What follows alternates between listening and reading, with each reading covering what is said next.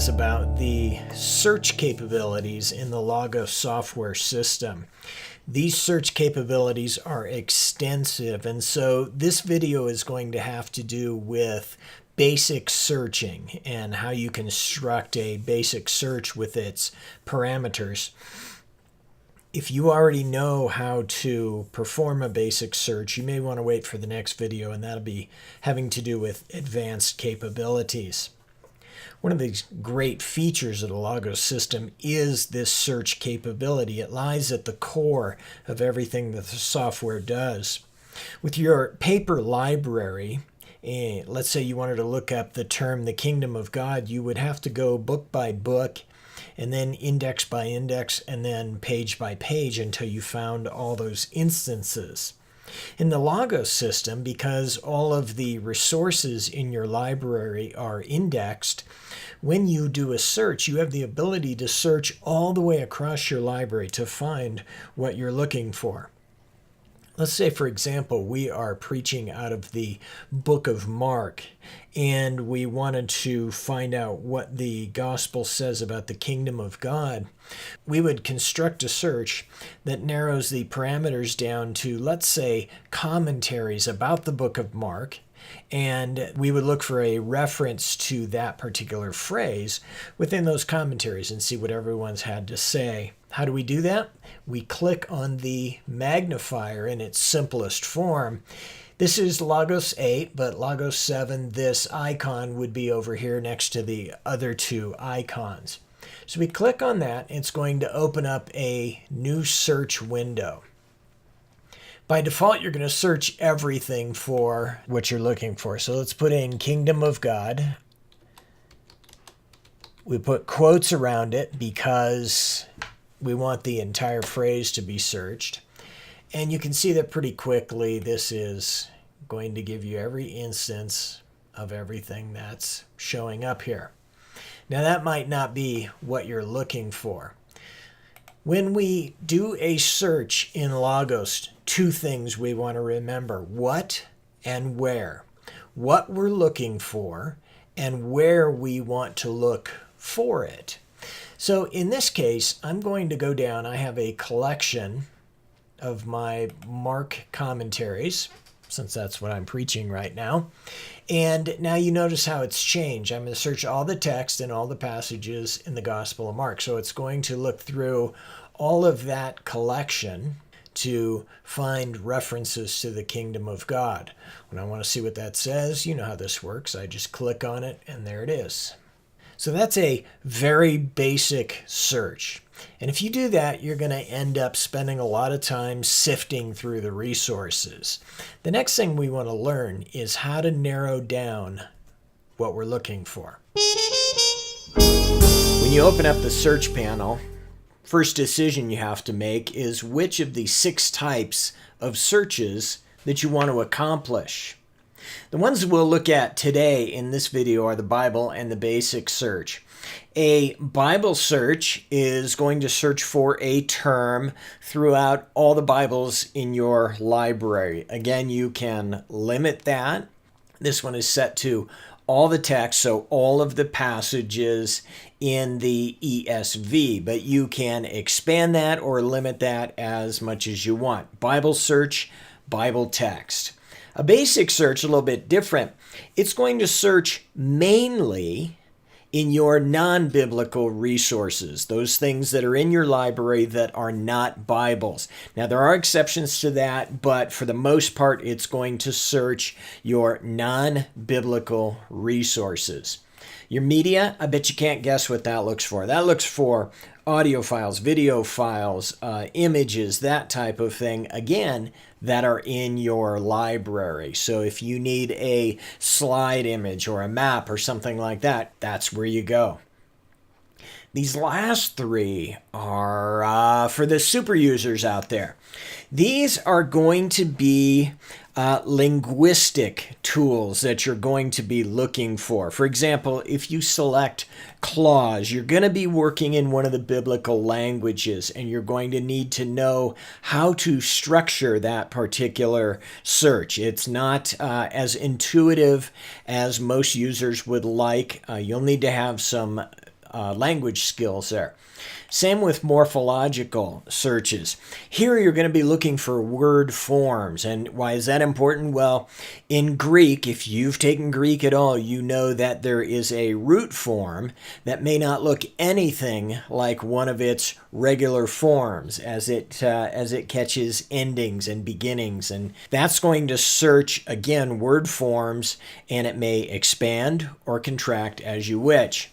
The final one over here, the final linguistic tool, syntax, that is a grammatical tool. So you'll be looking for specific grammatical instructions. We'll save all those for another day. Today we're going to look at basic and Bible searches. So let's go ahead and look at a basic search. Now, generally you'd be looking for a keyword or a topic or something of that nature. So let's look for suffering. So that's a single word. We type it in and we say go, and away it goes.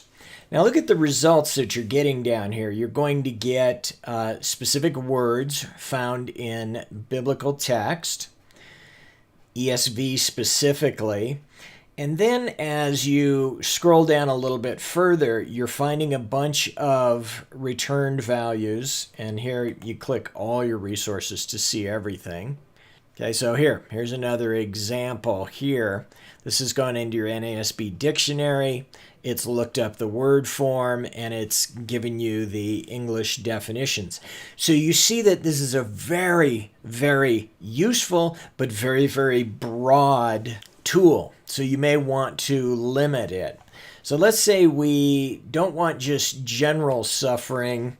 How about we address that ever popular pastoral question of the problem of suffering? Now, why am I putting quotes around this? Well, because I want the search to look for that phrase, not necessarily all the instances of problem, all the instances of and of suffering. So I'm looking for that. So let's relaunch this. Now we're getting a little bit different result. Now you see down here, well, with a good reference, going to Lamentations, looks like a commentary on Lamentations, and it's looking for that specific phrase. So your basic search is going to get you very broad or very narrow results on general things, on ideas, on words. That's what it's going to go and look for. A Bible search, on the other hand, is going to be very narrow. Well, let's type in the problem of suffering, and we'll see the difference here. So we hit the problem of suffering. There are no verses in the ESV that contain that particular phrase. So let's limit it back to suffering. And what it's going to do is go through, and it's going to list all of those verses about suffering, or I'm sorry, that contain the word suffer, suffering, suffered. So you're going to be able to find those passages if your sermon is topical and it's on suffering. These are going to be those places that you want to go. We just saw a very general Bible search using broad terms and broad ideas. Sometimes you want to narrow it down. We don't necessarily want to examine the entire Bible. We may want to limit it down to just one book. So our last lesson for today, we're going to search all Bible text in, and we're going to select, one particular book. Let's search Hebrews. And search for hope. And let's change this to the NIV.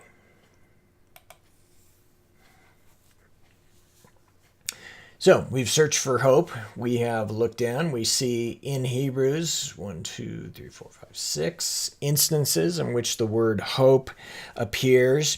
Again, search one book, search a couple of books, search the Gospels. There are a wide variety of ways in which you can search for a particular word or term or idea. But again, we'll see more of that in the next video. We're going to go much, much deeper in how to construct searches of more than one term, broadly, more narrow, all those kinds of things in part 2. This was just to get us introduced to the notion and the practice of searching. One thing I want you to be aware of is that, like most panels in Logos, there is a panel menu associated with it. In our search panel, if this was Logos 7, we would see a little arrow here that you would click on that little arrow and you would get the panel menu. In Logos 8, we click over on this icon right here and we see that we have a number of things that are useful in our terms, especially in the output. One thing I want to mention right now is that we are doing a case insensitive search. We are also searching for all the word forms. If we check match case, it will research and we get all those items as we found. But let's say we were searching for a girl named Hope. And we search.